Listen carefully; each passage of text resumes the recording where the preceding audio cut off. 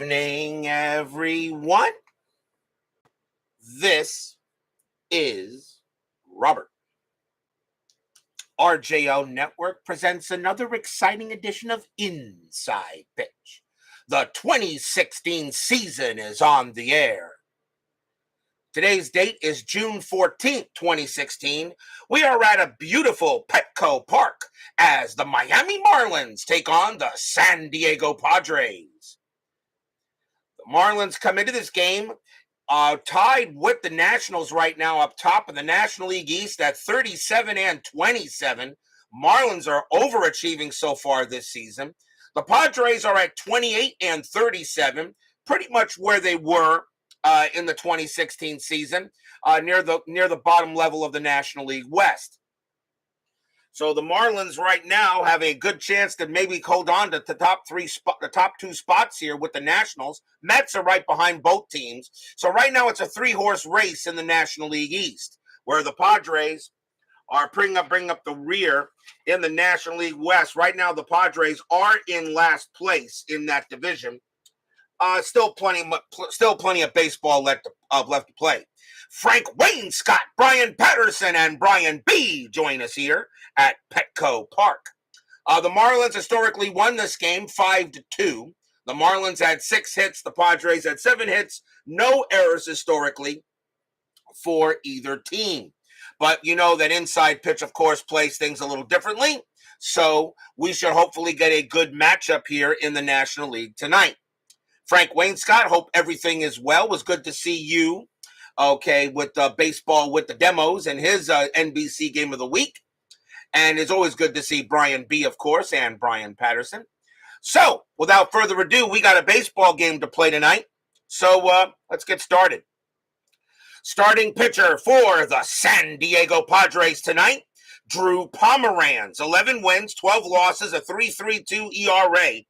Had 186 strikeouts and 62 walks in 16 for the Friars. So he gets the call tonight.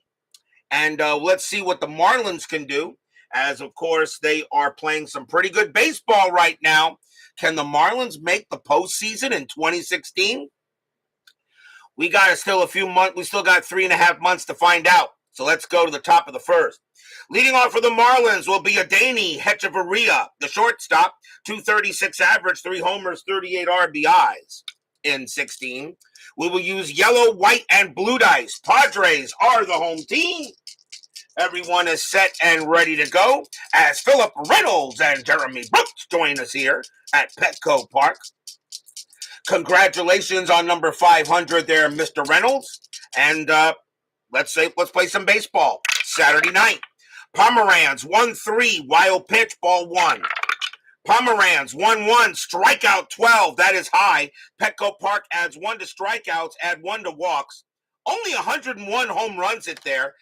Petco Park was a pitcher's park that season. Hechavarria 1-3, and that's a ground out to third. That'll get taken care of by Ryan Schimpf. And that will be the first out.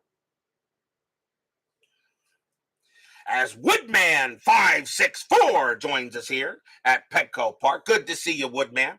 Next batter will be the third baseman, Martin Prado. 305 average, 8 homers, 75 RBIs. That's a pretty good season stats. I have no issues with that. Pomeranz 6'4", wild pitch, ball 1. Pomeranz again, 6'2", range play. Prado 5'6", against the lefty. That's a double into center field. But it's a range play for John Jay. His range is a 3. He won't get it. It's going to be a double for Prado. So Prado will get a double as Jay cannot make the play. I made a rhyme. And he will wind up on second. And now the batter is the left fielder, Christian Yelich. 298 average, 21 homers, 98 RBIs. You know, looking at the Marlins and the players they've had, and the players they've let go, kind of tells you if they just kept these teams together, who knows what the Marlins could have done down here. Strategy roll. And that is a 1. Prado not going anywhere. Pomeranz with the pitch. Pomeranz 2-2. Strikeout 13. That's going to just miss. Yelich 4-5. That's a line out right back to Pomeranz. He'll make the catch. Line drive to the pitcher. He turns around. Does he get Prado at second base? Yes, he does. That is a 5. And he turns around, and Prado's going to be doubled off of the bag, and that will end the inning.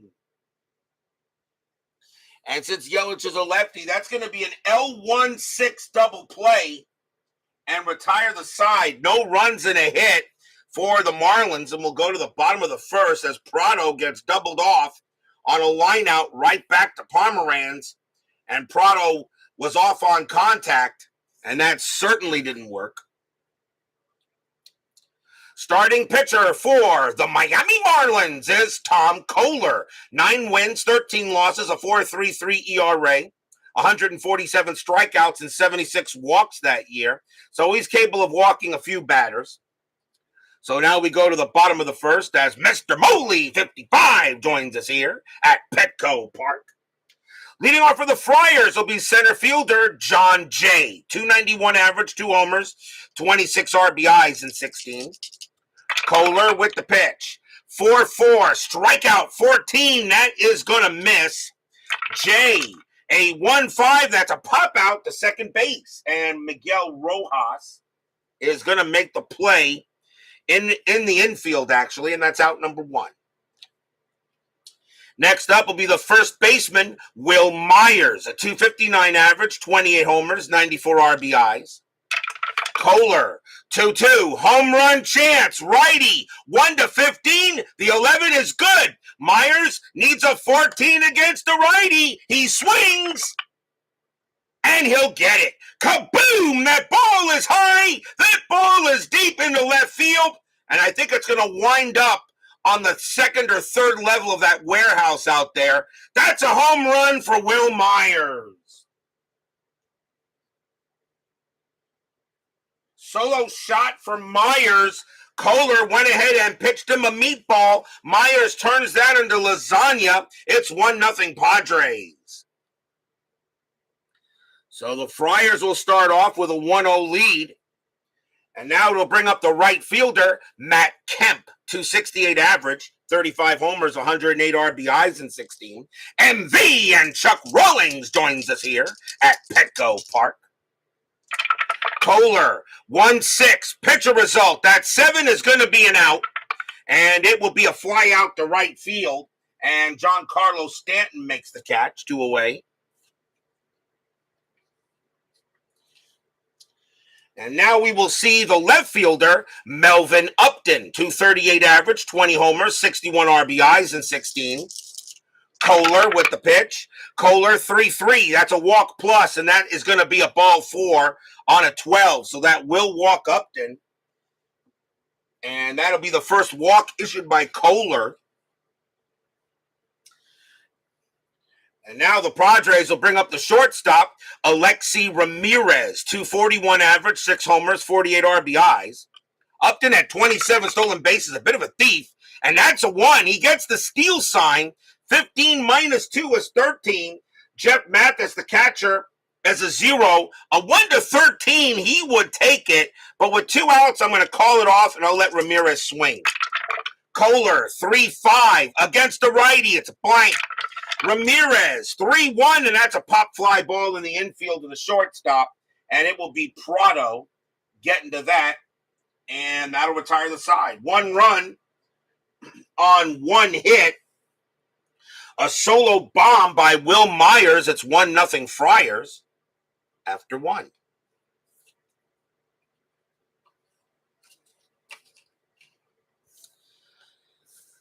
For those of you who tried to get into the first stream, unfortunately, sometimes I still have sound issues, which means I have to kill the stream in order to get things going. So then I have to get things restarted here. Pain in the butt. I don't know what the problem is. I don't know if it's YouTube or anything, but it's okay. At least we get the game going. Let's go to the top of the second. Leading off for the Marlins will be the center fielder, Marcell Ozuna. 266 average, 23 homers, 76 RBIs. Pomeranz will pitch. And 3-6, error on a grounder. Ozuna, 6-3. That's a fly out the right field. And that will be Kemp getting to that for the out. Next up will be the right fielder, Giancarlo Stanton, 240 average, 27 homers, 74 RBIs.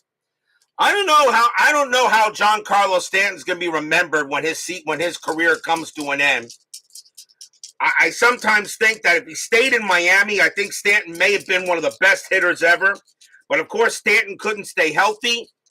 He's gonna, I don't know. I mean, Stanton, he's probably going to wind up in the Hall of the Very Good. At one point, people thought he was going to be a Hall of Famer.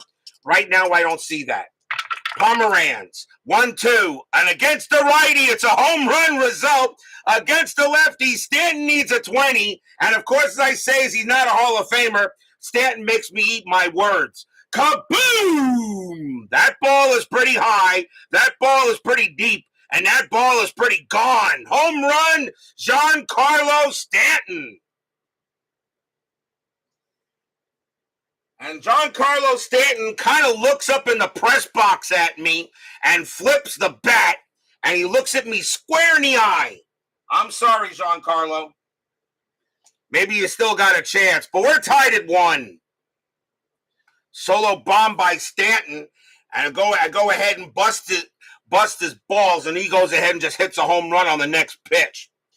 Yeah, here's first baseman Chris Johnson, a 222 average, 5 homers, 24 RBIs. So Stanton makes me look like a dummy. That's not all he flips. Yeah, I think he's something else. Pomeranz, 3-1, strikeout, 15. Yep, he got him. Called strike 3 on Johnson. Johnson's a 14 against lefties, but that adds 1. And that will be a strikeout. First strikeout for Pomeranz, 2 down. And now the catcher, Jeff Mathis, a 238 average, 2 homers, 15 RBIs for the Marlins in 16. Only played in about a quarter of the games that year. Pomeranz, 1-2. And against the righty, that's a home run result. Against the lefty, Mathis needs a 5. The 6 is just going to miss. Mathis, 4-5, and it's a line drive right back to Pomeranz. He will glove it and retire the side. 1 run on 1 hit. A solo bomb by Giancarlo Stanton. Mathis almost hits 1 himself, but we'll go to the bottom of the second, tied at 1. The ball landed in the marmoset cage at the San Diego Zoo. I'm pretty sure that's where that ball landed, yes. Leading off for the Padres will be Ryan Schimpf. He is at third base tonight, 217 average, 20 homers, 51 RBIs. Played in half the games for the Padres, but he had some power. Koehler with the pitch. 6-6, that's at the park. Petco, 1-4, ground out second base, and it will be Rojas getting to that. And of course, I say Petco Park is a pitcher's park, and all of a sudden we have 2 home runs. Here comes the catcher, Christian Bethancourt, 228 average, 6 homers, 25 RBIs. One of the longer names you'll see on an inside pitch card. Koehler, 1-6. That's a pitcher result. That 5 will be an out, and it'll be a ground out to third. Prado will take care of that, 2 away. Baseball with the Demos joins us here at Petco Park, and already he is already asking for a block dragon. Next batter will be the second baseman, Alexi Amarista, 257 average and 11 RBIs in 16. Koehler with the deal, 4-6 against the lefties, strikeout, and that 9 will get Amarista. He cuts a called strike 3, and that will get him. And that is the first strikeout for Koehler. And 1, 2, 3 go the Friars, tied at 1 after 2. As I meant to say, Brian to Baseball Demos, awesome game he had this morning with the Red Sox and the Yankees in an NBC Game of the Week. And as I mentioned to him, I'm very thankful for Baseball Demos because he is a direct opposite. He is a direct opposite of me. Okay, where I'm, as I mentioned to him in the chat, where I'm loud and excitable, he is calm and collected. It's just the thing about it is, if you watch a doubleheader with me and baseball demos one on Saturdays, it doesn't get any better than that, really. You got a guy that's calm and collected in the afternoon, and then you got me that goes nuts at night. I don't know. I guess that's the way I just do this. Top of the third, leading off for the Marlins will be the second baseman, Miguel Rojas, 247 average, a homer and 14 RBIs. Pomeranz, he will pitch. 6-3, possible error. Rojas, 5-2, ground ball to third. That ball is hit the shift, but his error rating is a 0. He'll handle that and toss it over for the out.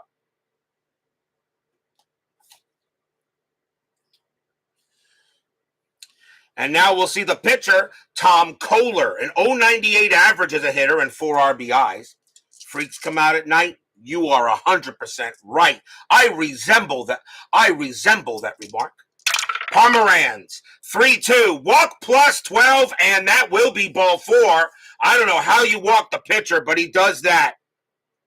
So he will walk Koehler.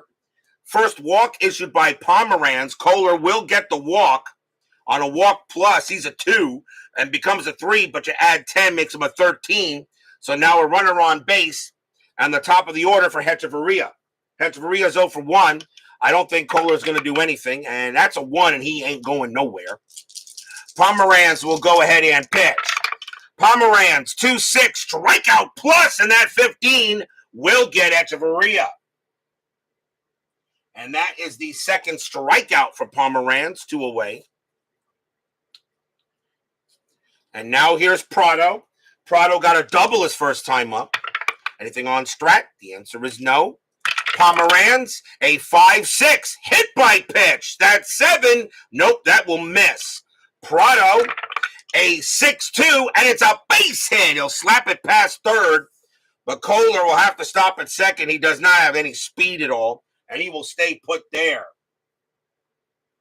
But the Marlins do get a runner in scoring position, and that brings up Yelich, who is dangerous. Yelich is 0 for 1, though. Runners at first and second. Marlins at 37 and 27. They are They are with the Nationals, top of the National League East. The Mets are right behind them. Padres are in last in the NL West. Strategy roll. Nothing on the 17. Pomeranz, 2-4, walk plus, and that will be ball 4. And Pomeranz can't get out of the inning as he walks Yelich. So now the bases are loaded. Second walk for Pomeranz, and here comes Ozuna. Ozuna, he's got home run power against lefties, and he is 0 for 1. The world would wobble on its axis if Baseball Demo used the meatball lasagna line. As a matter of fact, he did. He did use the meatball lasagna line today. He actually did. So I did feel a wobble, by the way. I did feel kind of a wobble. Strategy roll. Nothing on the 19. Pomeranz in a jam here. Top of the third, tied at 1. Marlins a good chance to get some runs. Pomeranz, 3-4 against the righty, strikeout plus, and it's a cold strike, 3 on a zone, Ozuna, and he is out of there. Wow, he got out of that jam. He would become an 8, plus 1 is a 9, a strikeout plus makes him a 19, and he doesn't swing at it, and he should have, and that is the third strikeout for Pomeranz. No runs, a hit, and a couple of walks, and we will go to the bottom of the third as the Marlins strand a few base runners. Yes, he did in a moment of weakness. The world would also wobble if Robert does a double switch. I do double switches. Once maybe once every millennia, I think, or something like that. Bottom of the third, leading off for the Padres will be the pitcher, Drew Pomeranz. A 143 average. He did have a home run in 16 and 4 RBIs. Koehler will pitch. Koehler, 4-1, possible error.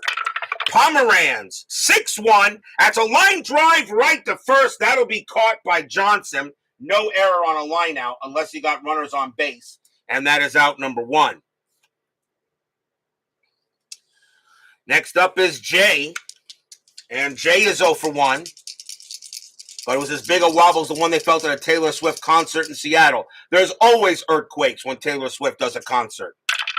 Koehler, 4-4, strikeout 10. And he got him. He'll get Jay. Struck him out. And that is the second strikeout for Koehler. 2 down. And now the batter is Myers. Myers hit a bomb his first time up. Koehler with the pitch. 1-3, strikeout 9. He won't be getting a bomb that time. All he's going to do is go back to the dugout. Swing and a miss. Struck him out. And the inning is over. Third strikeout for Koehler. And 1, 2, 3 go the Friars. Tied at 1 after 3.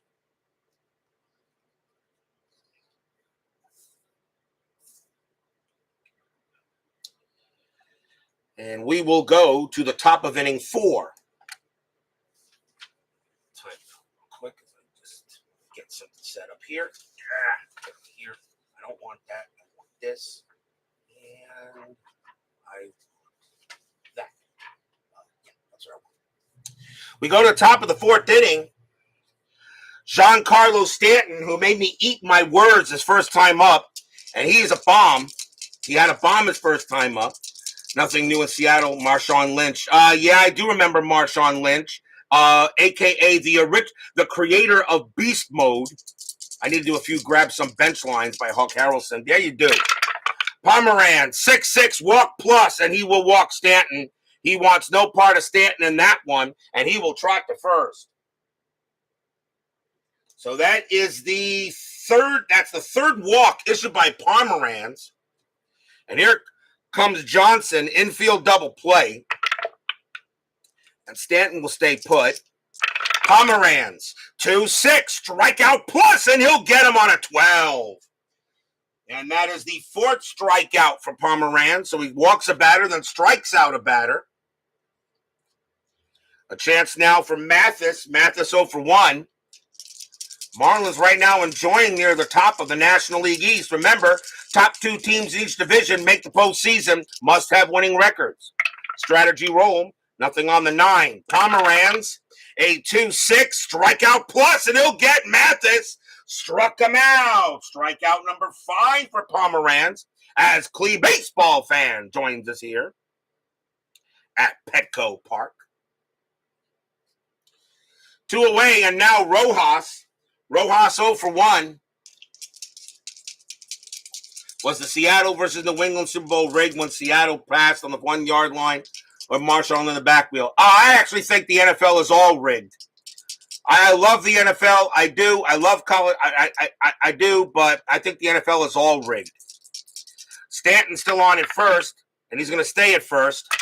Pomeranz, 1-6, strikeout plus 17. That is going to miss by 1. Rojas, 6-1. It's a base hit to left field. Rojas will get a single. Stanton, with 2 outs, becomes a 2. Single to left field, though. -2 is a 0. He's got no chance, and he will hold at second base automatically as the left fielder Upton gets the ball in there. But that is a base hit for Rojas. And now can Koehler come through with a hit here with 2 outs in the top of the 4th? Strategy roll, and nothing happening on the 17. Runners at first and second. Can Pomeranz get Koehler? Koehler walked his first time up. Fans here at Petco would like to see a nice pitch. Pomeranz, 6-6. They're not, and they are, that is a walk plus, but that's going to be too high. Koehler gets the swing. A 2-6, and Koehler will come through. That's going to be a base hit to right field. That is a single, but will it score Stanton? Base runner 2. Single to right, plus 2 is a base runner 1 with 2 outs becomes a 2. Single to right, plus 2 is a 4. A 1-4, Stanton will score, and he does. Koehler comes through with an RBI. Rojas, that is a 2. That'll allow Rojas to go to third. Koehler holds it first. It's 2-1 Marlins. Stadium groans.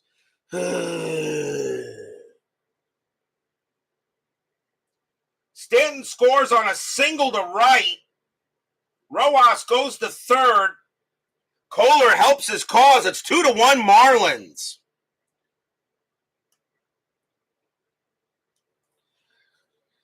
And now the top of the order with Hechavarria, as Koehler comes through with an RBI. He did have 4 RBIs that year. Strategy roll, and nothing on the 6. Nobody will move.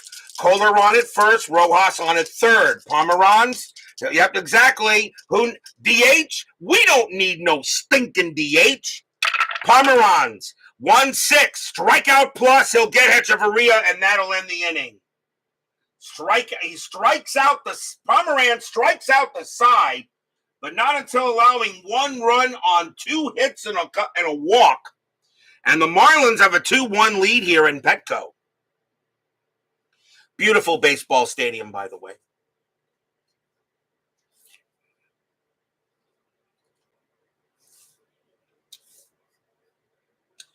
Bottom of the 4th inning coming up. Marlins now with a 2-1 lead. And Matt Kemp leads off for the Friars. He is 0 for 1. Koehler, he'll go ahead and pitch. 5-3, walk plus, and that will be ball 4 on the 10. And Kemp will trot to first. So now Koehler walks the leadoff batter. That's his second walk. He did have 76 walks that year, so he had control issues. Here's Upton. He wasn't terrible, though, but Upton walked his last time up. Infield double play. Anything with Kemp? And nope, he'll stay where he is. Koehler will pitch as David Vega joins us here at Petco Park. Koehler, 6-5, home run result against the righty. Upton needs a 10. That's a 5. And just like that, the Padres reclaim the lead. And that one's hit to center field. Kaboom! That ball is high. That ball is deep. And all Ozuna can do is watch it leave. Home run, Melvin Upton. Stadium cheers. Yay! 2-run bomb by Upton. And the Padres reclaim the lead. It's now 3-2. Only 101 home runs hit here in Petco in 2016. And that is my 3rd one this night already. So Upton will go ahead, and he will get a big-time bomb. Here is Ramirez. Ramirez is 0 for 1. And, of course, as a Mets fan, I really would like the Marlins to lose this game. Koehler with the pitch. Koehler, 5-3, walk plus, and he walks Ramirez. They're going to go talk to Koehler on the mound for a quick minute. As he now given up 2 walks and a bomb. Here in the bottom of the 4th, here is Schimpf. And Schimpf is 0 for 1. Infield is still at double play depth. Nobody out in the bottom of the 4th inning. Strategy, nothing on the 9. Ramirez will stay where he is. Koehler, he'll go ahead and pitch. Koehler, 4-2, blank. Schimpf, a 5-2. That's a fly ball to right field. Stanton will come in a little bit and get it, and that is the first out. Here's Bethancourt. Bethancourt is 0 for 1. Ramirez on at first base. Nothing on the 6. Koehler deals. Koehler 5-5. That is a blank. Bethancourt 3-4, and that's another fly out to right field. Stanton will come in a little bit, and he'll make that catch. 2 down. And now Amarista, and he's 0 for 1. Anything on the strat? And Ramirez actually gets the steal sign, but he's not going to go anywhere. He's a 9, -2, a 7. You let Amarista bat. Koehler with the pitch. 6-6. That's at the park. Petco. 5-2. It's a ground ball to short, handled easily there by Hechavarria. He's going to throw to second to get Ramirez, and that will do it. 2 runs on 1 hit and 2 walks. A 2-run bomb by Melvin Upton, and the Padres have a 3-2 lead after 4. Must be a strong breeze in the Pacific. Very possible. Very possible there, Mr. Rawling. Not calling for any steals after last night. I'm surprised, as I said earlier, okay, I'm surprised that Steeler fan didn't give you the block dragon after that steal call. Let's see. 3 is there, and Koehler is also there. So actually, wait a minute. Pomeranz 23, so 18, 19, 20, 1, 2. That's here. My bad. That's there. Okay. We go to the top of the 5th. Padres lead 3-2. Leading off for the Marlins will be Martin Prado.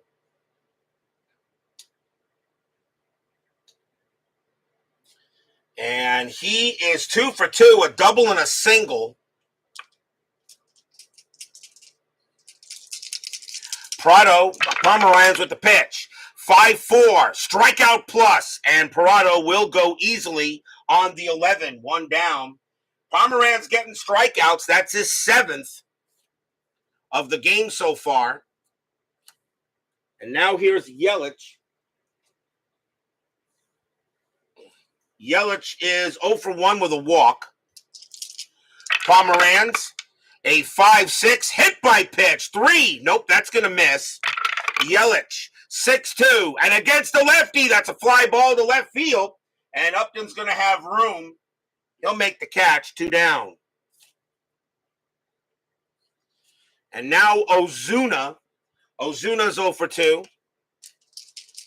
Pomeranz, a 4-3, and against the righty, that will be an out, and it will be a ground ball hit to third base. Schimpf will collect it and toss it over, and that is a nice job by Pomeranz. 1, 2, 3, go the Marlins. We'll go to the bottom of the 5th.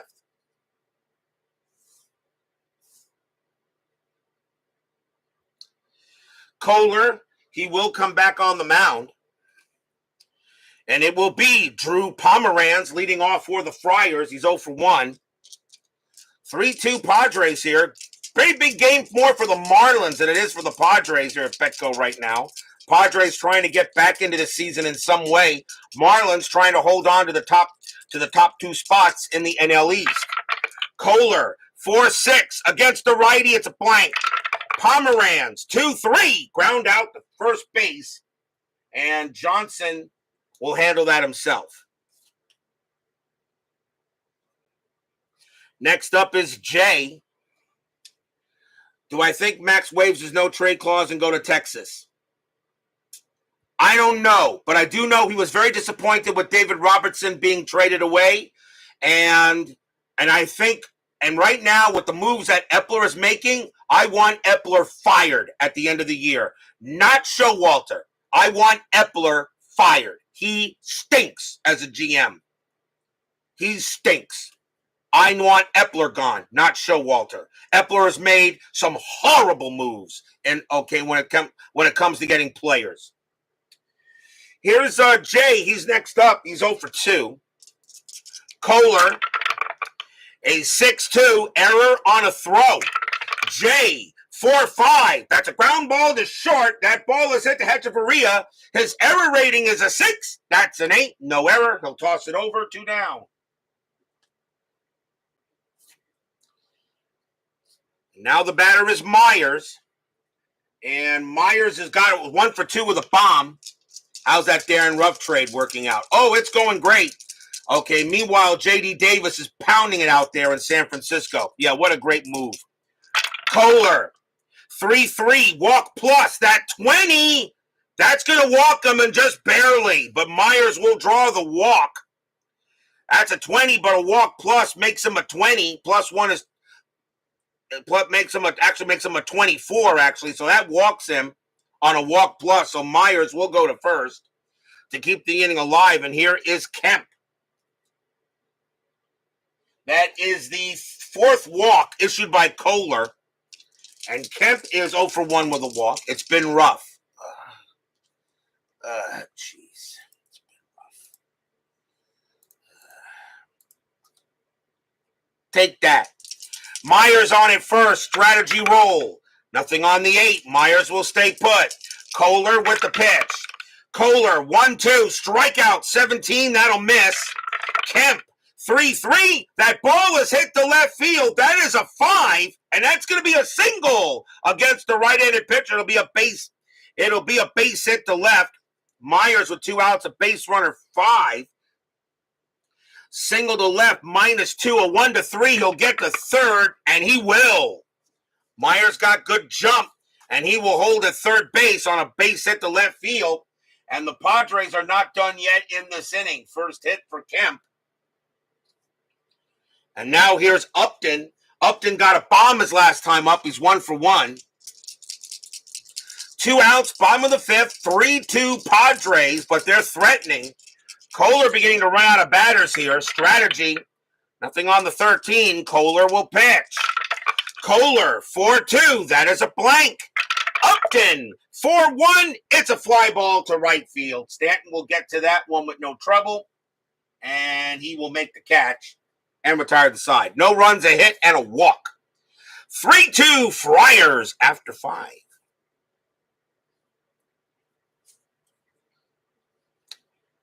Yeah, Billy Epler is garbage. Epler is garbage, and Cohen has got to realize this, because I know there's nobody more disappointed in the Mets this year than Steve Cohen, besides the Mets, besides the fans. But Cohen, the Mets never, for some reason, I'm pretty sure the Mets never recovered when Edwin Diaz went down in that stupid WBC. Top of the 6th inning, Giancarlo Stanton leads off for the Marlins. He is 1 for 1, a home run and a walk. Pomeranz can pitch to 2 more batters before he tires. And let's see, they got left, right. They're going to let him pitch. They're going to let him pitch here, see if they can get through the 6th inning. Pomeranz, 2-6, strikeout plus, and he got Stanton, struck him out. And that is strikeout number 8 for Pomeranz. 1 down. And now Johnson is next. Johnson 0 for 2. Pomeranz. Yeah, exactly there. Exactly, Brian B. Pomeranz, 4-5. Range play. Johnson, a 2-6. It's a ground ball to third. Hit the shift. His range is a 2. That's a 5. That's going to get past him. And that's going to be hit down the line into the corner. And Johnson's going to wind up at second with a double. So a double by Johnson now puts the tying run at second base. And now the batter is Mathis. Pomeranz is now tired. Do they yank him here now? A fatigue result will bring in a run. And let's see what they want. Mathis is 0 for 2, though. I think I'm going to see if Pomeranz can get through Mathis. 1 out. Top of the 6th inning, 3-2. Marlins have the man on second base. And here comes the strategy roll. And that's an 11. Johnson will stay put. Pomeranz with the pitch. Pomeranz, 1-2. Against the righty. Home run result. Mathis needs a 5. The 18 is too high. Mathis, 5-5. And it's a fly ball to center field. That's going to be caught by Jay for out number 2, and Johnson will stay at second base, and Pomeranz breathes a sigh of relief. That ball was hit deep to center, but Jay had plenty of room, 2 outs. And now it'll be up to Rojas, and Rojas is 1 for 2. Yeah, they're going to have to because that's true, because of the new scheduling format, now you play everybody. And I think there were certain teams that built their clubs just against the teams in their division and not against teams in the other league. There's going to be some changes made for the 2024 season. I'm not saying rules. I'm saying, but I agree with you there, Brian. They're going to have to reevaluate their planning for the next season since you play everybody now. There's going to be a big difference in change, I think. And I like the new schedule format, as a matter of fact. You should. Now that you got if you're going to use interleague, play, everybody. Johnson on at second. Strategy roll. Pomeranz is going to go one more batter. And that's a 20. Pomeranz turns around to second base. And he'll just miss. Johnson gets back. Now Pomeranz will pitch to Rojas. Pomeranz, 3-3. Strikeout 17. That will miss. Rojas, 4-4. It's a base hit to right field. It's a single. But will it score? Johnson, with 2 outs, his base runner is a 2. Single to right field, +2. A 1-4. Johnson will score, and he will. Johnson comes around from second base. He will score. Rojas goes to first. We're tied at 3. Stadium groans.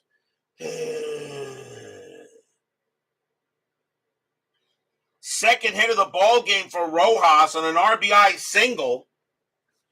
And now the batter is the pitcher, Tom Koehler.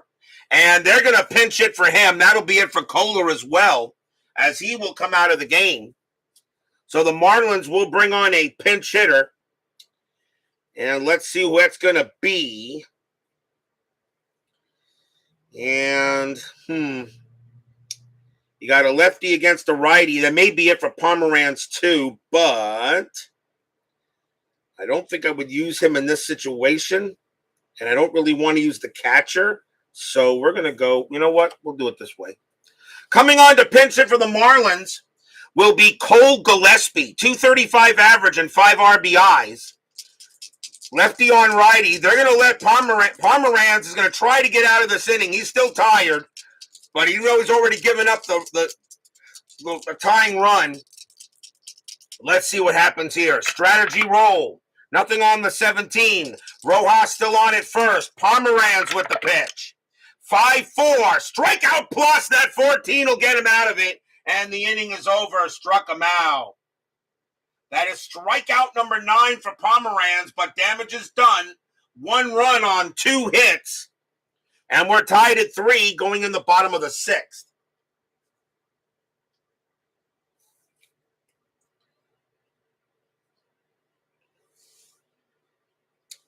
You like to be there home and away in the same season interleague. Impossible, though. Yeah, no, you can't. You can't do that because then you're not going to have enough games in your division. I like it the way it is. I actually like it the way it is. All right? I actually like it the way it is. You play every team. Everybody in the chat, I would like to let you know that somebody special has now joined us. The guy you're looking at down there in the chat is Chris Davis 10. Gentlemen, I present to you the creator of Inside Pitch. Yes, that is him. He's been trying to get into my chat the last few times. I had to do a couple of things so he could get it in. Gentlemen, the creator of Inside Pitch himself, Chris Davis. This is the guy that creates this spectacular game. Please show your respects, and please, and if you have any questions that you might want to ask that, of course, have not already been answered, okay? And you know what he's working on, please feel free. But Chris Davis, it is an honor to have you here for tonight. Glad you joined us here. Okay, thank you very much. This guy, by the way, lives in Idaho. So tonight, I didn't know if he was going to make it tonight or not. But let's welcome Chris Davis, the creator of Inside Pitch himself, the genius behind this ball game. And meanwhile, I will continue to play. We will go to the bottom of the 6th inning, tied at 3. And let's see here. Let's see. Alexi Ramirez leads off for the Padres. He is 0 for 1 with a walk. Marlins need a pitcher, and they're going to got right, left, right. So let's see who the Marlins are going to bring out. And coming on to pitch for the Marlins is going to be Kyle Barraclough. 6 wins, 3 losses, no saves, a 2.85 ERA. Barraclough will be the second Marlins pitcher.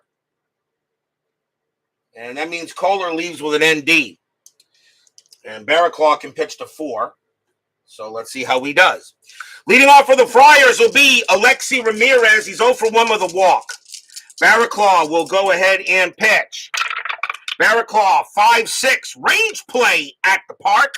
Petco Park, 3-1. It's grounded at the plate. That's going to get picked up by Mathis. His range is a 4, and he's going to get it. He has it. He'll throw to first to get Ramirez. 1 down.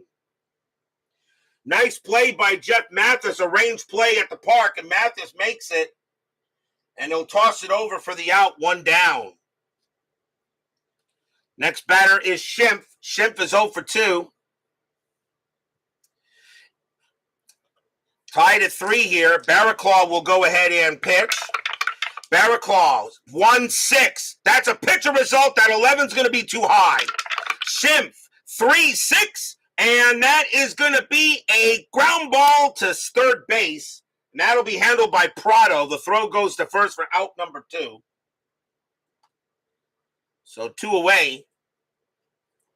And now the batter will be Bethancourt. Bethancourt is 0 for 2. Barraclaw, he will pitch to Bethancourt. Barraclaw, 1-5. That's at the park. Petco Park, a 2-4, and that's a fly ball to center field. Ozuna's going to come to that one with no trouble at all. And he will get under it and put it away. A nice job by Barraclaw, and will remain tied 3-3 after 6. 3 up and 3 down. Very nice job.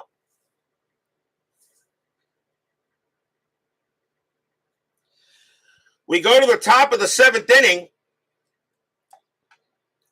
And let's see. Top of the order for the Marlins. Adeiny Hechavarria leads off. He's 0 for 3. Pomeranz is done.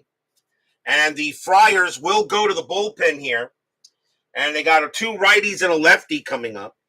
So let's see who they're going to bring on to pitch. And they are going to go with, let's see. Coming on to pitch for the Padres will be Brandon Moorer. No wins, 5 losses, 13 saves, a 4.52 ERA. Moorer will be the second Padre pitcher. Adeiny Hechavarria will lead off here in the top of the 7th. Moorer, a 6-2 error on a grounder. Hechavarria, 3-6, and that's a fly out to left. And that will be handled easily by Upton for the first out. Next batter is Prado. Prado is 2 for 3, a double and a single.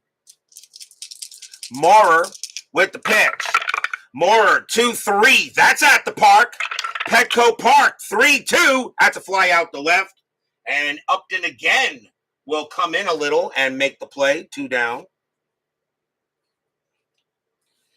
Now a chance for Yelich. Yelich is 0 for 2 with a walk. He's been pretty quiet. Moorer will go ahead and pitch. Moorer, 1-2. That's a pitcher result. And that 8 against the lefty is too high. Yelich, 4-6. And it's a ground ball to short. Handled easily there by Ramirez. He will throw it over to first. And that's a 1-2-3 inning for Moorer. So he gets the job done. And we are still tied at 3. We are at the 7th inning stretch. Sing, take me out to the ball game. I will be right back.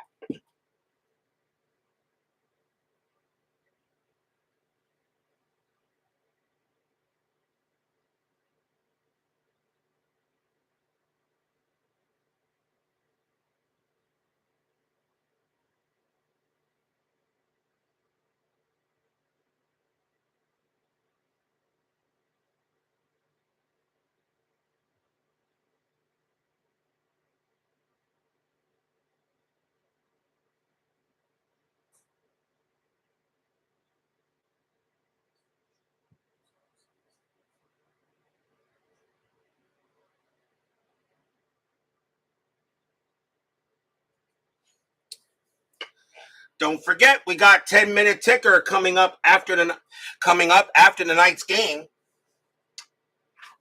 And our next matchup will be tomorrow night on the network. It'll be June 17th. And it will be the Detroit Tigers taking on the Kansas City Royals from Kauffman Stadium. So I know Chuck Rawlings will be there. Michael Fulmer will go for the Tigers. And Yordano Ventura will go for the Royals. That'll be tomorrow night's game on the network. For June 17th, Detroit at Kansas City. And that will be tomorrow night on Inside Pitch. And says during the stretch, there'll be a couple seasons coming out. The first of the week, Chris Davis is releasing 1994 and 1997. So we can see those two new seasons coming out. Wow, what a thank you for a sneak preview there, Chris. Question though, why not 1993? Because I got a few people asking for 93. You're skipping 93 to go to 94. I'm just wondering, 1997, terrific. Finally, people can do a Marlins replay. But why not? But 1994 and 1997 is great. I'm pretty sure we'll see 19. Are you going to do 1993 when you release 2000? When you release maybe the 2023 season next year or something? You're basically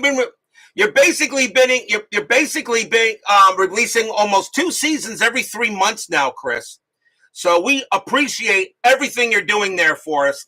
You have brought a lot of. Let me tell you something, Chris. I know it is a cards and dice game, but you bring a lot of happiness with this game to me and to all the people that watch this.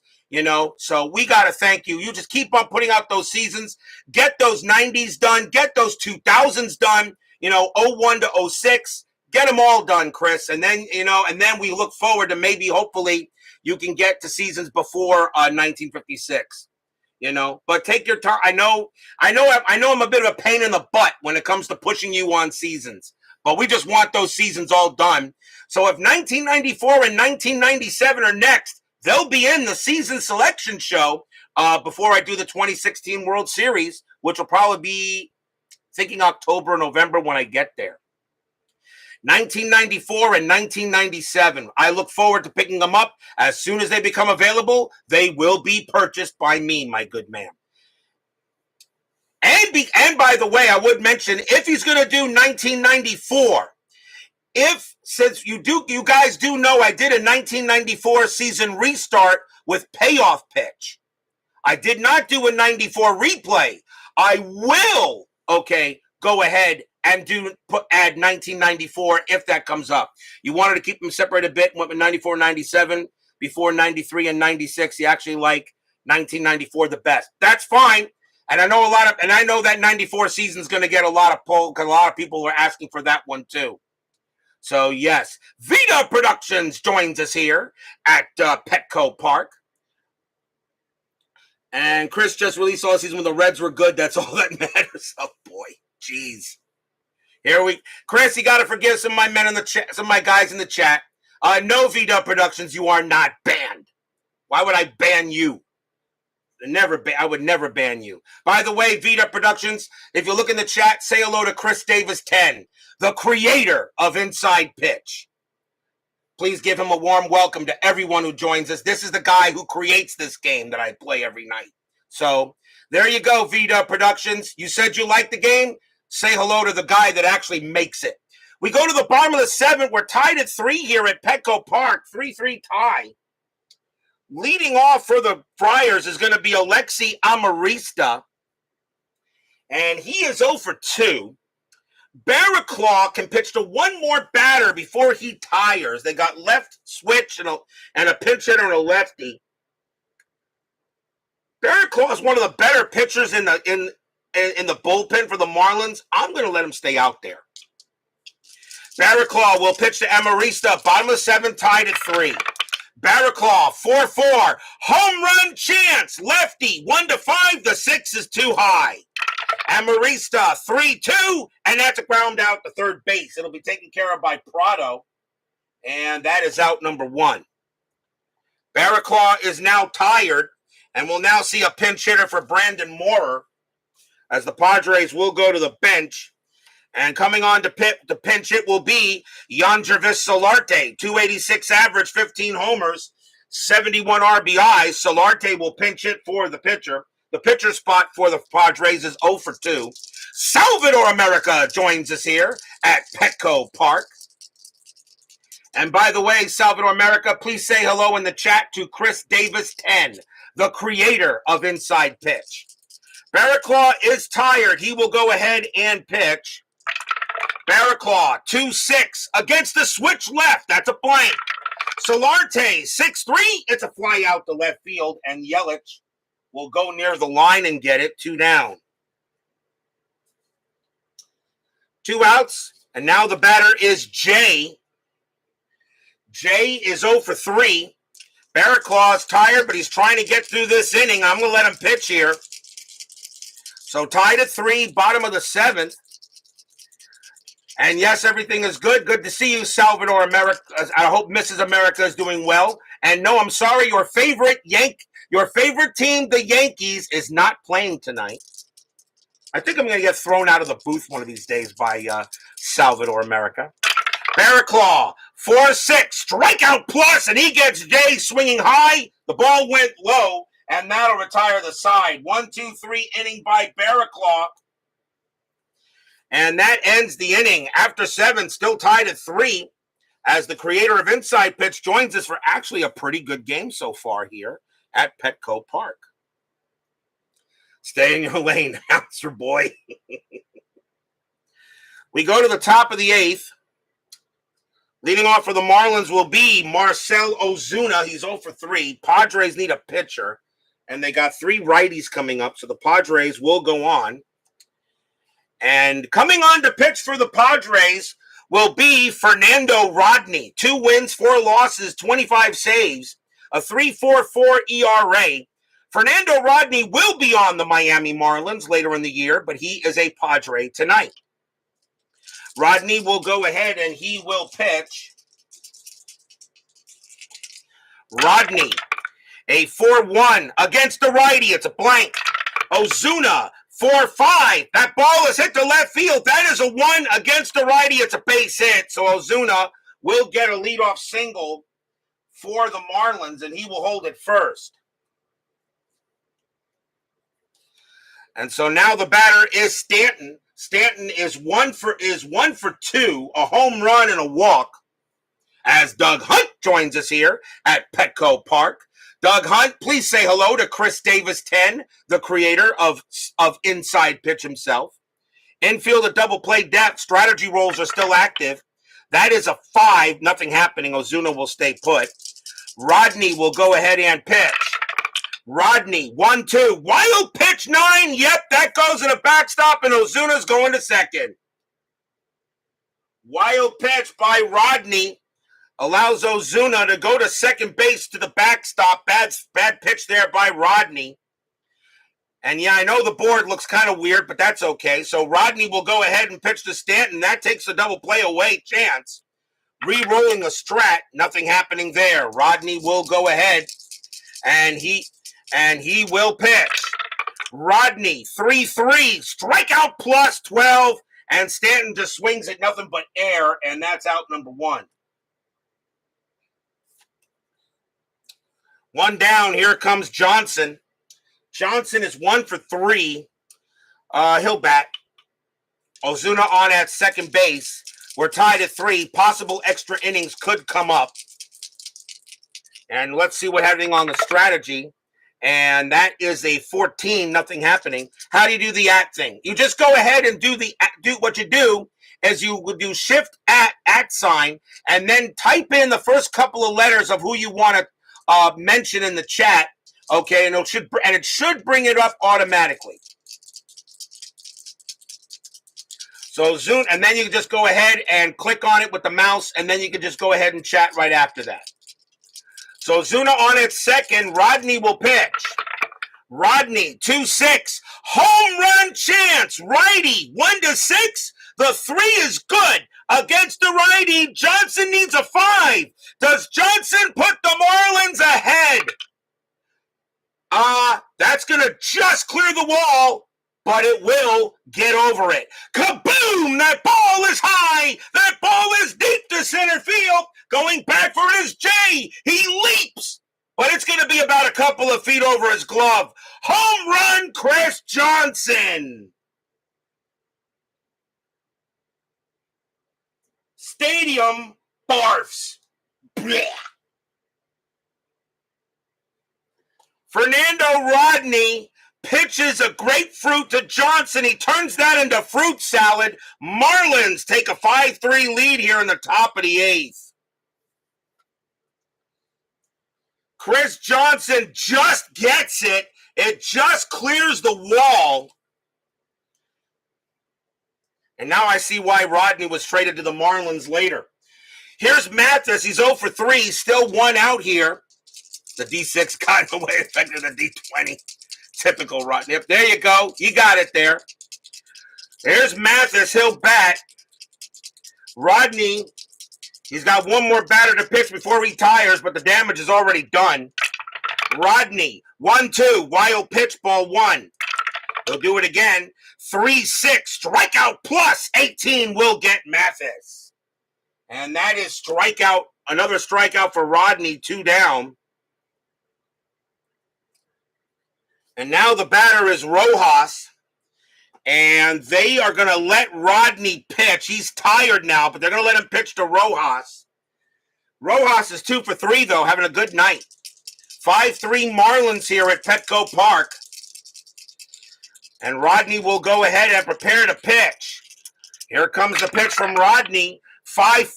Strikeout 15. That will miss. Rojas, 2-4. It's a ground ball to second base. Handled by Amarista. He'll handle that, toss it over, and that will retire the side, but damage is done. 2 runs, 2 hits, a wild pitch, a 2-run bomb by an unlikely hero of Chris Johnson will go to the bottom of the 8th.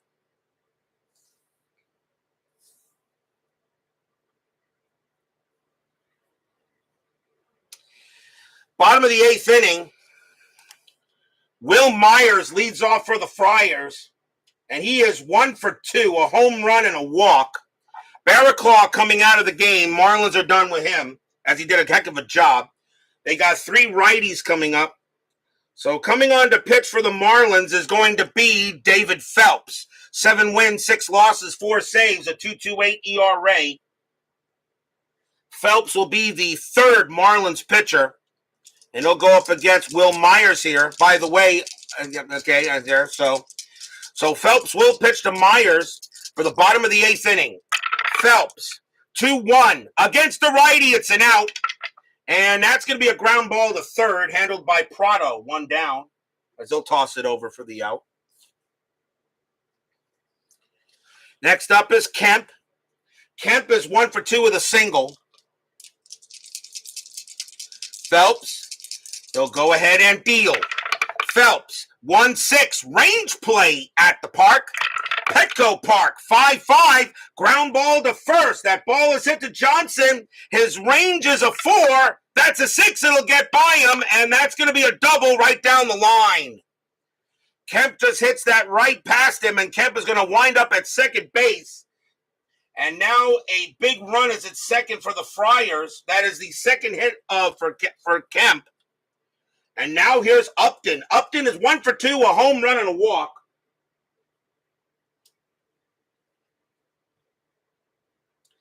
So runner on at second here with 1 out in the bottom of the 8th. 5-3 Marlins. And let's see, strategy rolls are still active. And that is a 17, nothing happening. Phelps is going to go ahead and prepare to pitch. Phelps, 1-3 against the righty. That's an out. And it'll be a ground ball to short, handled easily there by Hechavarria. The throw goes to first. And Kemp will make it to third. So that's out number 2, but Kemp does go to third on the ground out, as he does have the speed. And now here's Ramirez. Ramirez is 0 for 2 with a walk. Phelps. And he can pitch to 1 more before he tires, but Phelps looks pretty decent. Top of the 8th, 2 outs. Marlins leading the Padres 5-3. Phelps will go ahead, prepare to make the pitch. Strategy roll first, still on, nothing on the 17, and Phelps will pitch. Phelps, 6-5 against the righty. It's a blank. Ramirez, 2-6. It's a ground ball to short, handled by Hechavarria. He's up with it, throws to first, and that will retire the side. No runs a hit for the Friars. The Marlins still lead 5-3 after 8.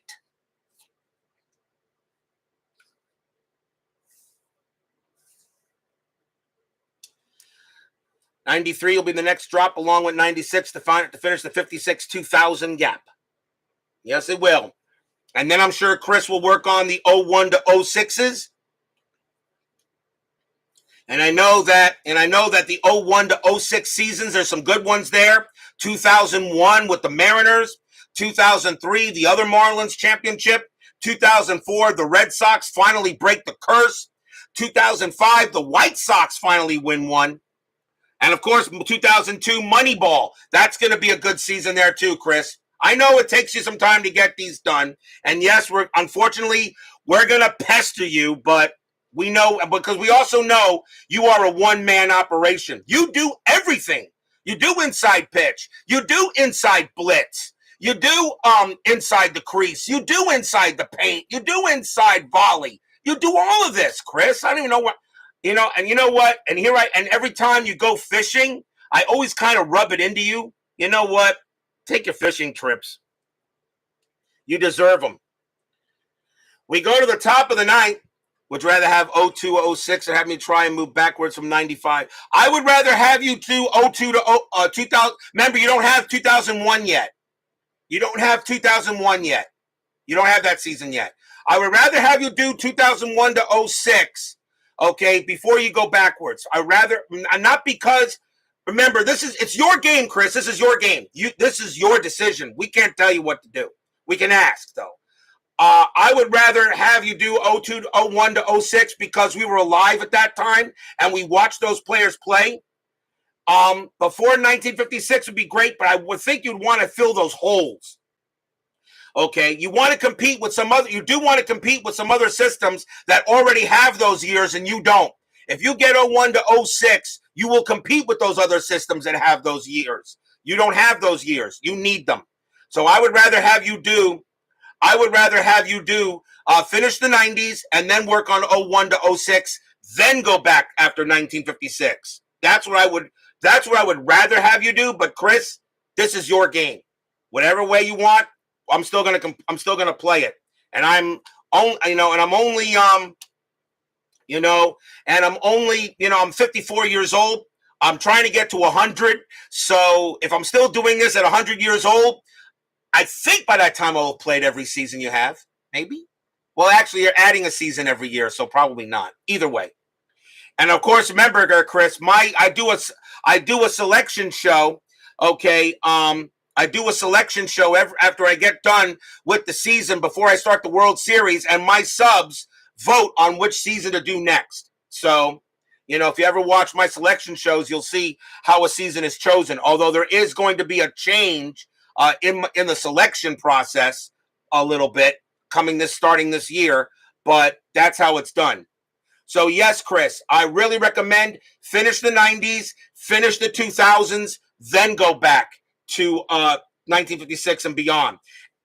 And I would also recommend, Chris, if you do go back before 1956, maybe if you want to complete the 50s first, it'd be okay. But I think a lot of people are asking for certain seasons. Now, I do know, Chris, that you say you don't have access to information during the dead ball era, such as seasons like 1908, 1919, 1921, 1927. I know you said you're still working on a substitute for those seasons since pitch by pitch information is not available for that. Okay? I know you'll find something that'll work, and I know you will. But personally, I really recommend I would finish the 90s and the 2000s, then go backwards. That's what I really recommend you do, because I wasn't alive in 1956. Okay, before that, I mean, I did do the 1961 season, which I had a lot of fun with. Okay, and at least I know who those players were, but I wasn't alive yet. The 2000s, I was still alive. The 90s, the 80s, the late 60s, that's what I really recommend. But still, it is your choice, my good friend, and I thank you for creating this awesome game. Meanwhile, we go to the top of the ninth inning. Marlins lead 5-3. And we'll have a pinch hitter coming in for David Phelps. And the Friars are got to bring in a new pitcher. So Rodney is out. And let's see. They got two. Let's see who the Padres are going to bring out. And coming on to pitch for the Padres, Baseball with the Demos did mention it. And it will be, and he mentioned it, and here's one of the best baseball names in history. Pitching for the Padres, Kevin Quackenbush. How can you not love a baseball name like Kevin Quackenbush? 7 wins, 7 losses, 2 saves, a 3.92 ERA. Quackenbush will be the third Padre pitcher. He will pitch at top of the ninth. 01 to 06, you have more pull than anyone. Well, thank you there, sir. You are awesome there, Chris. I'm so honored to have you in the chat. And feel free to enter any game you wish. You don't even have to acknowledge. You don't even have to announce it. You can come. You are a subscriber. You can come in any. As a matter of fact, now that I have you there, Chris, I'm gonna make you a moderator. So I'll make sure now that you're in there, I'll make you a moderator. I wonder if I could just do that. Could I just make that real? I'm going to add you as a moderator and as a managing moderator because this is your game. So you are now a managing moderator, which means you'll now have a wrench next to your name. You have the ability to block, kick out players, people from the chat. Trust me, there are a few in the chat I wish I could block, but they're still mine. Okay, so you are now a moderator because this is your game, and that automatically makes you a moderator. Just like Brian Davis. Brian Davis is the creator of FastScore, which is what I use for the replays in the background. Stick around to see that there, Chris. Don't leave after the game is over. Quackenbush is the pitcher. Marlins lead 5-3. We'll see a pinch hitter for the Marlins as well. And coming on to pinch hit for the Marlins will be Derek Dietrich. 279 average, 7 homers, 42 RBIs for the Marlins in 16. Quackenbush will pitch. Quackenbush, 5-3, strikeout plus 10, got him. He'll go ahead and get Dietrich, and that is out number 1. And now we'll see Hechavarria. Hechavarria is 0 for 4. Quackenbush will go ahead and deal. Quackenbush, 2-1, possible error. Hechavarria, 4-5. That's a ground ball to third. That ball is hit to Schimpf, but his error rating is a 0. He won't make an error. He's got it. Tosses it over, 2 down. And now a chance for Prado. Prado is 2 for 4, a single and a double. That's okay, Chris. Like I said, you're a moderator only because this is your game. So you're now a moderator for the channel. Michael Silva joins us here at Petco Park. Michael, please look above you and you'll see Chris Davis 10. I will introduce to you the creator of Inside Pitch himself. Quackenbush, 4-1, home run result against the righty. Prado needs a 5. Not this time. The 13 is high. Prado, 3-4. Instead, he hits a deep fly ball to center field. But Jay's going to get there, and he will make the catch and retire the side. 1-2-3 by Quackenbush. Well done. And we will go to the bottom of the 9th. But will we see some 9th inning magic? Bottom of the 9th inning, 5-3 Marlins. Marlins going to go ahead and bring out the closer. And it will be A.J. Ramos. He was the closer that year. 1 win, 4 losses, 40 saves, a 2.81 ERA. Ramos is the 4th Marlin pitcher. Ryan Schimpf is the leadoff batter, and he hits righties actually pretty well. And and now the question is, do I want him to bat here? He doesn't, but he also has home run power. I'm going to let him hit. He hits righties better. So A.J. Ramos will come on to pitch and try to get the game. Save situation. Bring in Mo to pinch hit for what? Mo? Mo who? Bring in Mo to pinch it. There's Jankowski, Brett Wallace, Derek Norris, and Adam Rosales. And believe it or not, you got the pitcher coming up later. I'm going to let him hit. So Ramos will pitch to Schimpf. Bottom of the 9th inning, Larry, Moe, and Curly. Oh, God. Do you want to get a double block drag in there, Dave? Ramos with the pitch. 4-2, error on a throw. Schimpf, 3-3, and Schimpf is going to lead off with a smack triple into center field. Wow, leaving him in was the right thing to do. There won't be a throwing error as Schimpf will go ahead and stay at third base with a leadoff triple, nobody on base. So a leadoff triple by Schimpf, and already the Padres have a runner on third. And here is Bethancourt. Bethancourt is 0 for 3. Infield is going to play back. The runner on third doesn't mean anything. Ramos will go ahead and pitch to Bethancourt.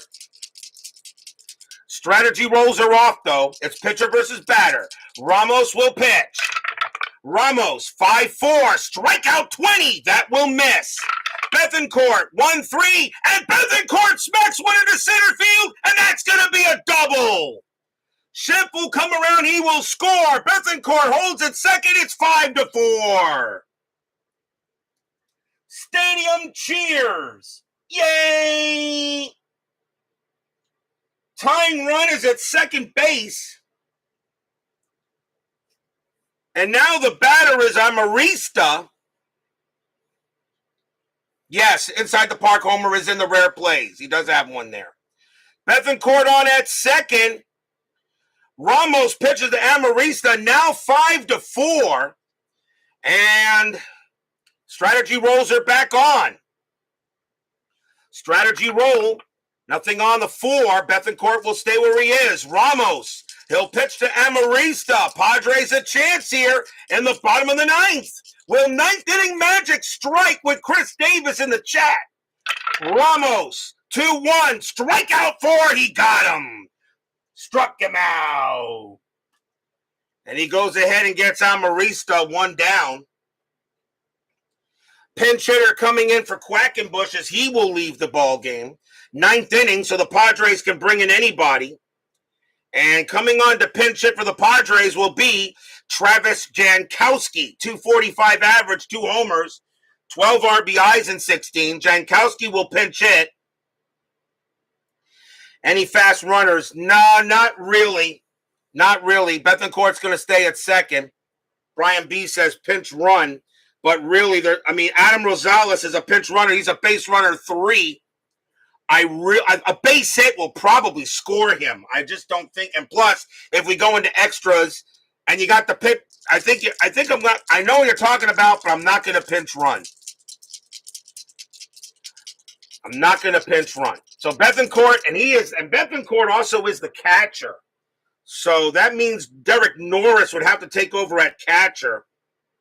And with a chance at extra innings looming, I want to keep the batters.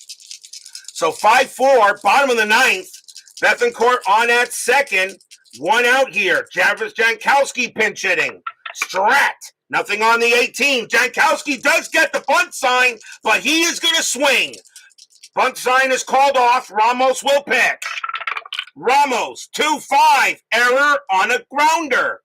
Jankowski, 6-3, and against the righty. It's not an error. It's a ball hit to third base. That's going to get picked up by Prado. Jankowski's got good speed. Base running rating of 4. The throw to first. They got him. Bethancourt goes to third. 2 outs. An error on a grounder, but on an S5, that is not an error. That becomes a slow hit ball to third. And then you use the base running ability of the batter. The throw goes to first. That was a 5. Jankowski is out. 2 down. So now the tying run 90 feet away. On a ground ball to third. And now the batter is Jay. Ramos is tired. They're going to let him pitch. So Bethancourt on at third. They're going to let Ramos pitch. He is tired. Jay hits a little worse against righties. They're going to let him pitch here. As Chris Davis says, big play. Yes, it was. Bethancourt to third. Ramos, he will pitch to Jay.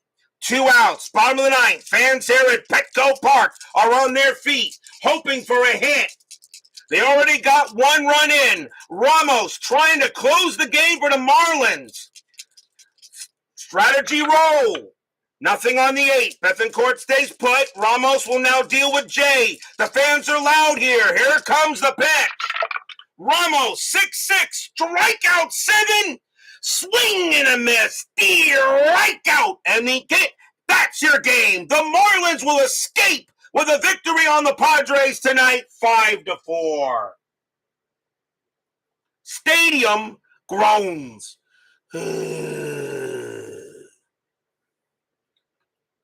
Ramos gets it done, and the Marlins will take a 5-4 victory over the Padres tonight. And the Marlins will go to 38-27. Padres now drop to 28-38. And the Marlins in the top 3 in the National League East. A nice victory for the Marlins as they beat the Padres tonight in what is now going to be known as the Chris Davis game. And yes, I will make this a Game of the Year candidate only because Mr. Davis himself was at the park. Final line score coming up. Oh, by the way, 1 run and 2 hits.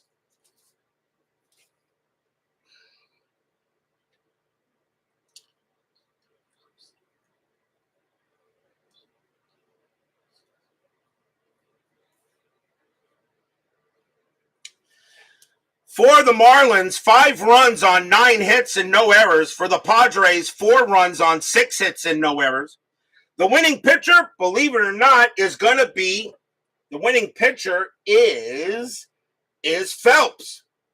He'll get the win, and it will be Moorer taking the loss, and Ramos will pick up a save.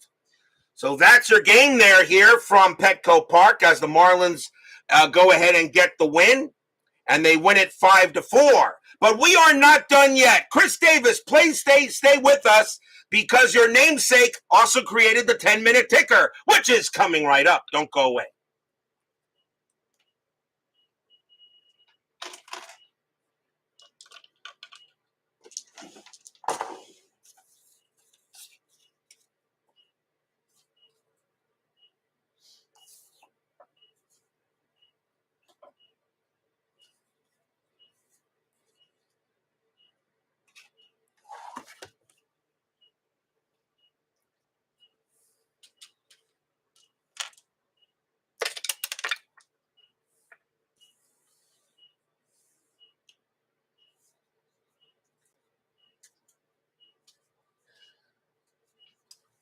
It is now time for the 10-minute ticker, brought to you by FastScore Baseball.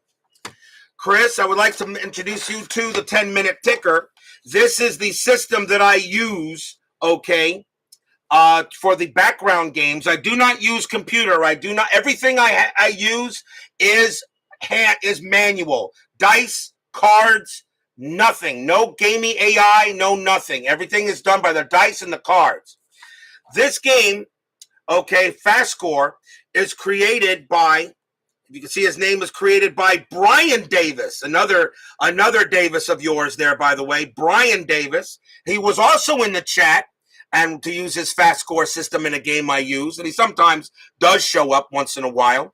So this is FastScore. This is the system I use for the background. And since you've always been curious about it, I shall give you a little demonstration. I do one game per 3 days of baseball, by the way, Chris. It gets the regular season moving at a good pace. I can do a full season, including playoffs, and I do increase the amount of playoff teams. Okay, I can get a full season in about a little bit over 4 months, and then get a 2-month break, and then start another season 2 months later. I start my seasons in January and July. The Marlins will get the win here, and they will go and get the win on the Padres. Now, I'll show you exactly how FastScore works. FastScore utilizes a system that Brian Davis creates to go ahead and create one roll. Will go ahead and get you the score of a game. I don't know his calculations, of course, and not for me to know anyway. But what we do here is we go ahead, we'll start on June 14th. Tonight, I roll for June 14th, 15th, and 16th. Okay, Yes, you remember Brian's name. Of course, I figured you might know him in some sort of way. Okay. And we roll 3 days. Minnesota takes on the Angels. Minnesota here, according to the calculations he uses, is 10 versus 9. So Minnesota has a 10, and Angels have a 9. I then roll 4 dice. 2 red, 2 white. The large die is the tens die. The small die is the ones die. So we roll for this one, Minnesota and the Angels. And you can see here, Minnesota has a 10, and they have a 3-6, a 36. We then go to 10 on the chart, and then we find 36, and we see here 32 to 41, which rolls in there, 36, and we go up top, and we see that the Minnesota Twins scored 4 runs. Okay? The Angels, however, they roll a 35. Their number is 9. So we go 9, okay, and then we find 35. And we see that they also have 4 runs. So this is extra innings. And then I flip over to this. This is the extra innings finalization that allows me to go ahead and get it. When you have extra innings, I roll just the red and the white big dice. The red, both are a 2. Okay. Now Minnesota, we check the season here. Minnesota has a 2, and then we go check clutch. Clutch is the extra innings, is the extra inning modifier. That 2 becomes a -2, so that becomes a 0. Okay. Are the ratings based on the starting pitcher and the hitting team? The starting pitcher has something to do with it, so I don't know exactly how he gets his ratings. I didn't ask. But I do know he goes through a lot of calculations and a lot of simulations before he creates a FastScore season. I do know that. And he has seasons going back all the way to 1950, which means that any inside pitch season you do, I can use FastScore for the 10-minute ticker. So that becomes a 0. The Angels also rolled a 2. We go ahead and check that, and the Angels are a -3. That means they become a -1 because 0 is higher than -1. Minnesota will win in extras. He does use the ratings of a starting pitcher. He also uses home field advantage as well. If you can check here, you can see here, this is his main chart for the 2016 season. Like, take a look at the Chicago Cubs, for instance, who won the World Series that year. The Cubs, they gave a 6 offense, a 0 defense, which means it's good. Green is good, red is bad, but a -2 in clutch in extra innings. Okay, a team that was terrible that year, like the Minnesota Twins, and they're acting like it. They have a 5 in offense, but a 10 in defense. So this makes them a lot harder for them to stop, and -2 here. Okay, so that is the situation he creates. You can do playoffs if you want, but I only use FastScore for the regular season. In the playoffs, Chris, every single game is inside pitch. It does take about a month and a little bit over a month for me to do the playoff games. And yes, I also do the All-Star game, which is actually coming up probably the week after next. Baltimore at Detroit. Orioles 8-53, and that is 5. Red Sox 11-64, and that is 8, and that is a win for the Bo Sox. Detroit at the White Sox. Detroit 7-63, that is 7. White Sox 11-22, and that is 3, and that's a win for the Cats. Cleveland at Kansas City. Cleveland 20-41, and that's 6. Royals 9-33, and that is 4, and that's a win for Cleveland. Texas at Oakland. Rangers 17-14, and that is 17-14. That is 3. Oakland 10-52, and that is 6, and that's a win for the A's. Mariners and the Rays. Mariners 8-32, and that is 3. Rays 9-45, that is 5, and a win for the Rays. Philadelphia at Toronto. Phillies 6-55, and that is 5. Blue Jays 17-23, that's 4. That's a win for the Fightin' Phils. Dodgers in Arizona. Dodgers 1343, and that is 5. Diamondbacks 724, that is 2, and that's a win for the Dodgers. Reds and the Braves. Reds 645, and that is 4. Atlanta 934, and that is also 4. They will tie. They will tie. Cincinnati rolls a 3 plus 0. Atlanta rolls a 2 plus 0. That will be a win for that game belongs to the Reds. Yankees and the Rockies. Yankees 1734, and that is 5. Rockies 1342, and that is also 5. They will tie as well. Yankees roll a 5, plus 2 is 7. Rockies roll a 6, minus 2 is 4. That will be a win for the Bronx Bombers. Pirates and the Mets. Pirates 421, and that is 1. Mets 536, and that is 3. And my Mets will have a happy recap. Brewers and the Giants. Brewers 311, that's 0. Giants 1265, that is 9. And that's a win for the Giants. Astros and the Cardinals. Astros 1131, and that is 4. Cardinals 1242, and that is 5. And the Cardinals will get the win.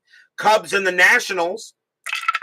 Cubs 1213, and that's 2. Nats 655, and that is 5. And that is a win for the Nationals. How do I pick what game I play? I do 2 before I move on to June 15th. How do I pick the game I play? The first 2 in the early part of the season, all teams in that season will be shown at least twice. So every team gets a look at least twice in the early part of the season, usually before the All-Star break. And of course, depending how many teams there are. For instance, if I was to do 1956 to 1960, where there are only 16 teams compared to 30, they may get 3 times they may get looked at. I use FastScore, the pitching matchup, to choose a good game to play concerning the pitching matchup, but every team has to get shown at least twice.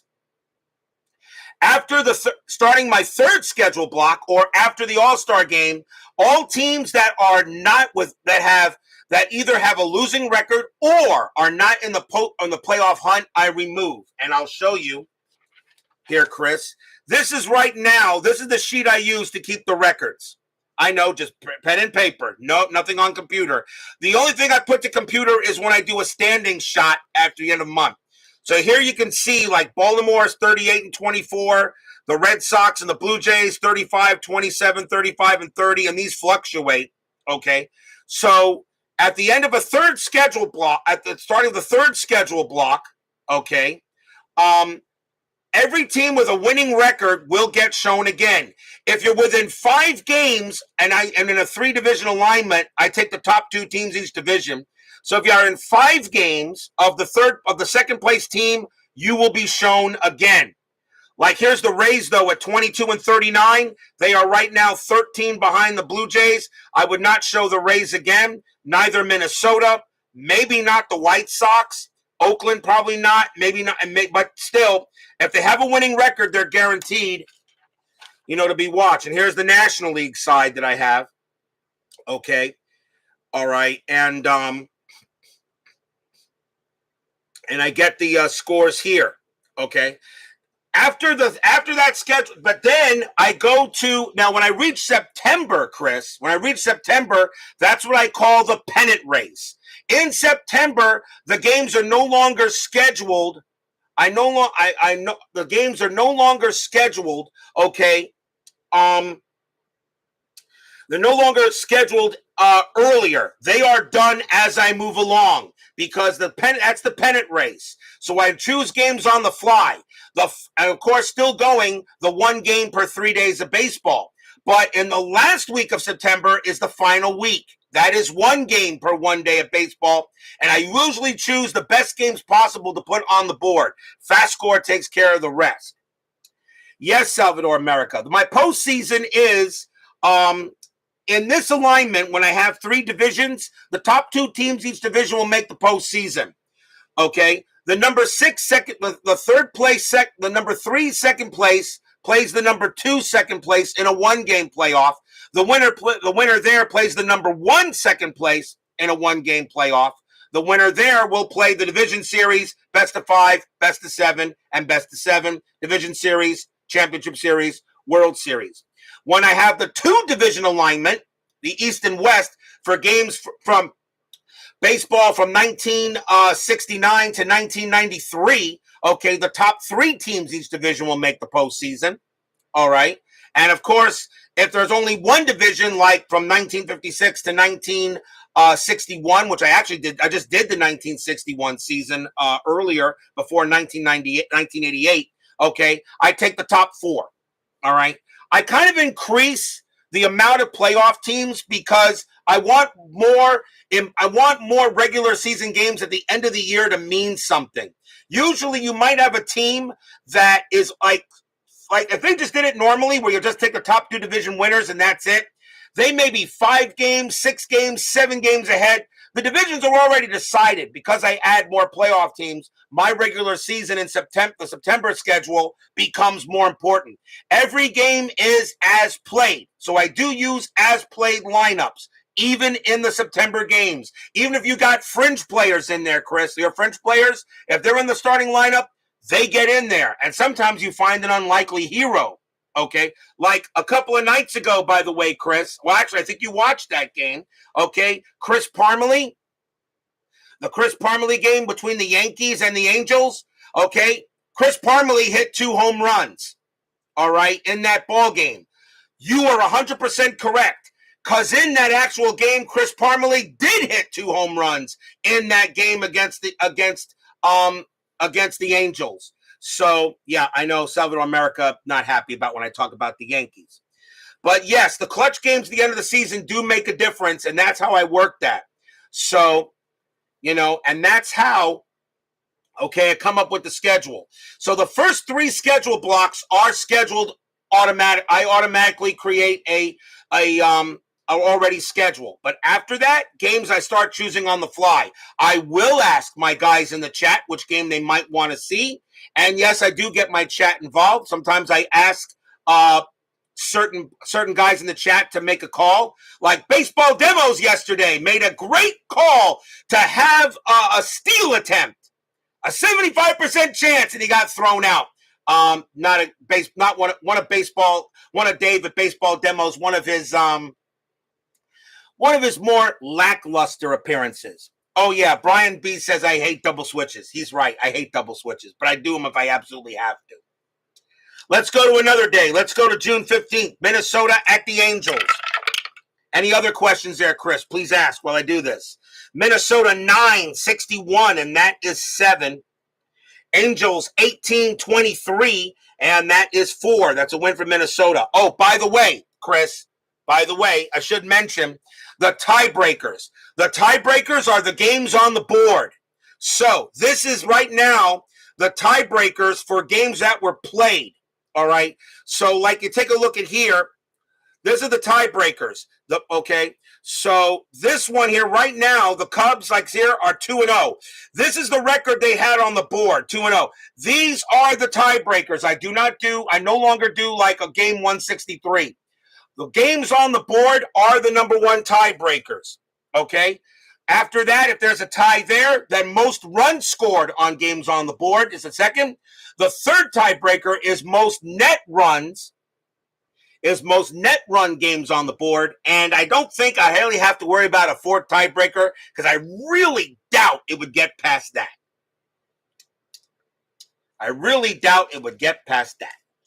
Baltimore at Boston.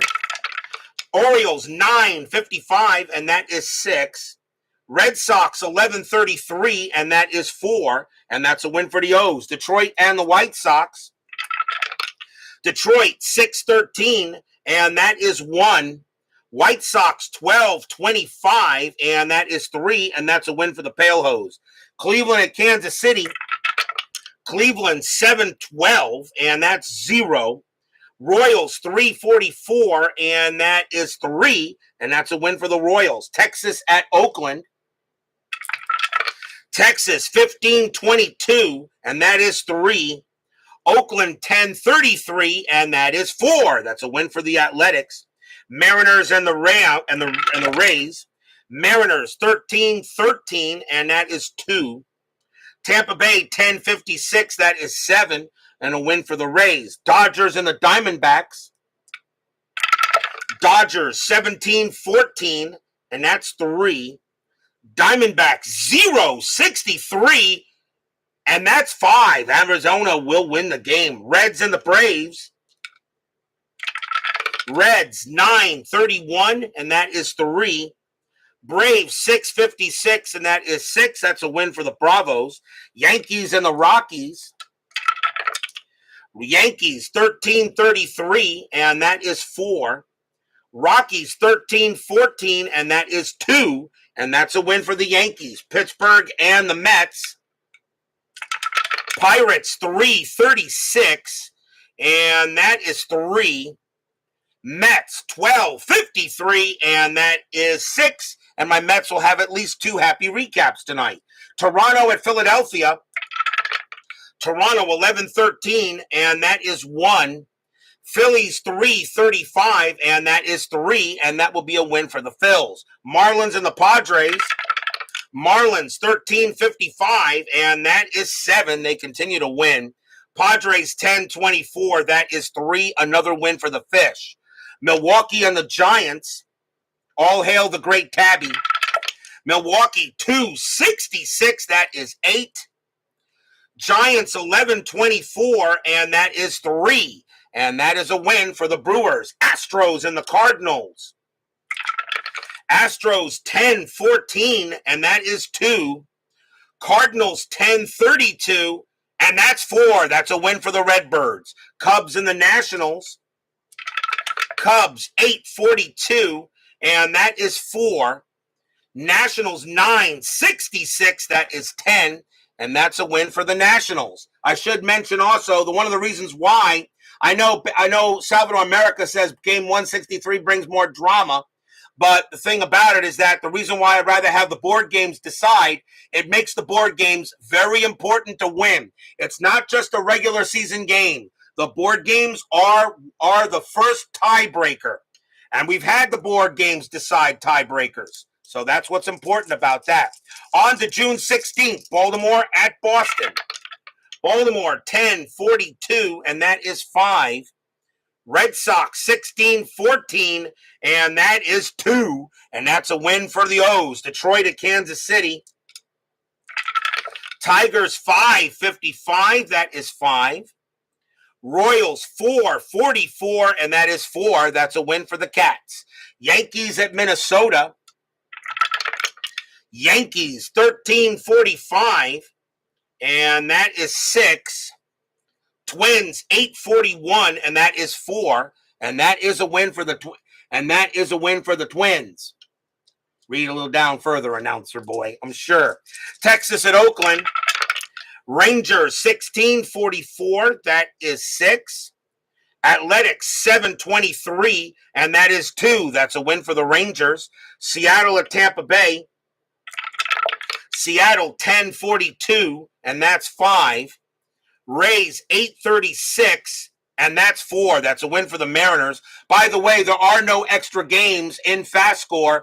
So if there is a game of if a team only played 160 or 161 games and didn't play 162, I do not add an extra game. It's whatever FastScore finishes up with.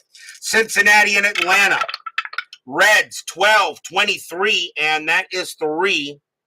Braves 7-65, that is 8, and a win for the Bravos. Milwaukee and the Dodgers. Milwaukee 7-62, and that is 6. Dodgers 4-32, and that is 2. And that's a win for the Brewers. Pirates and the Mets. I should also mention there, Chris, I do use Action PC Baseball to set my rosters for the game. Action PC Baseball I found to be the easiest for me to use to get the rosters, to make sure I have the correct 25-man roster for that game. because it tells me it tells me everybody, and you could choose any day during the season, and whatever day you pick, if you go to that team, it'll show you who was not available and who was. And that's who I find out the trades too. So if I find a player that's not on the team that I'm about to play and he was traded, I then use Baseball Reference to find out where he was, and then I just grab him from a different park there, a different team. Pirates and the Mets. Pirates 662, that is 6. The Mets 1126, and that is 3, and I will not get a happy recap there. Toronto and the Phillies. Blue Jays 1664, that is 10. Phillies 215, and that is 1, and that's a win for the Blue Jays. Washington and the Padres. Nationals 2215, and that's 4. Padres 354, and that is also 4. They do mention a tie. Nationals roll of 5, -1 is 4. Padres roll of 4, -1 is 3, and that will be a win for the Nationals. That is your 10-minute ticker. If your team won tonight, congratulations. If they didn't, there's always tomorrow. Tomorrow will be June 17th. We will be at Kauffman Stadium as the Detroit Tigers take on the Kansas City Royals. Michael Fulmer will go for the Tigers, and Yordano Ventura will go for the Royals. So we got a good matchup at Kauffman Stadium between the Cats and the Royals. I know Mr. Chuck Rawlings will definitely not miss that game. So don't miss it tomorrow night. Tigers and Royals, Fulmer and Ventura, be there or be square. Before I sign off, does anybody have any more questions for Mr. Chris Davis before I go through my normal closing routine? If not, let me go through my normal closing routine. Doug Hunt, Salvador America, Brian B., Chuck Rawlings, Baseball with the Demos, Vita Productions. And let's see here. Bart Ewing, I'm sorry I didn't see you there, Bart Ewing. David Vega. And let's see here. Frank Rosenk. And get everyone here. And let's see here. Woodman 564. Clee Baseball Fan. Mr. Moley 55. MV. And Jeremy Brooks, Philip Reynolds, and Frank Wainscott. And of course, a very special thank you to Mr. Chris Davis, the creator of Inside Pitch, for joining us for this game tonight. A very special time, Chris. You can enter any chat you wish. I know you're a busy man, but I do thank you very much. We do look forward to 1994 and 1997. We do look forward to the rest of the 90s and the 2000s, and you already said you will do those. You will do the 2001 to 06. So you'll fill those holes. So thank you again very much there, Chris. If anybody has any questions to Chris Davis about any of his ratings or anything like that, or any questions about the game itself, you can always email him at his website or on the Delphi forums. He'll be more than happy to answer your questions. By the way, Chris, I should mention also, nobody has customer service like you do. I forgot to mention one of the most important things you have, your customer service. How many times you send me a card or something like that could be an error or something in like that there, Chris? I forgot to mention there is nobody that has customer service like Chris. If there's an error on a card and it's a printed set, you let him know, take a picture of the mistake or anything like that. He will send you the reprint. If there's a problem in the PDF, you let him know, he will fix the PDF. And he sends it out very fast. I once ordered from Chris Davis on Labor Day one day, and I got the package 2 days later. I can't believe it. So, nobody beats you in customer service, Chris. There's only guys that's close enough maybe to you is Joe Bryan of Payoff Pitch, and he also puts together an exciting game. I want to give kudos to him as well. You may know him as also. But your customer service is excellent, Chris. I forgot to mention about that. I'm glad I brought it up. Once again, Chris, thank you very much for joining us. And again, to everyone else there, stay safe, stay healthy, stay smart. Please leave a like on your way out through the X-ray machines. Subscribe if you've not done so, and make sure you hit the bell. Stay safe, stay healthy, stay smart, stay strong, and we'll see you guys tomorrow night. A good matchup here in Petco Park. The Marlins pull it out 5-4 with a win. Thank you again, Chris Davis, for joining me tonight. We'll see you guys tomorrow. Have a good one.